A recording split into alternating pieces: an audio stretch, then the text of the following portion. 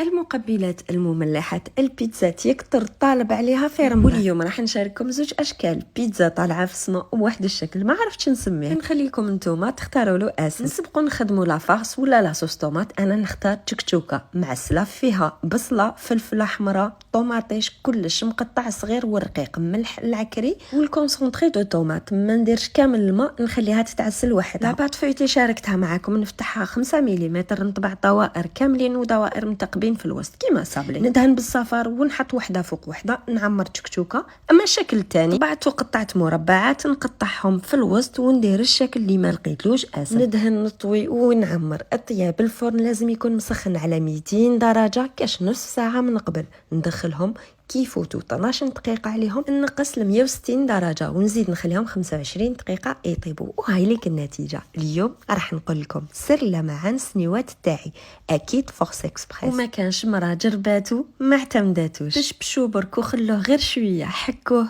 وشلوه كل شيء واللي برق بريق. ايلو لو برودوي دو لاني 2023 وتاني 2024 الى وصفه اخرى. سلام.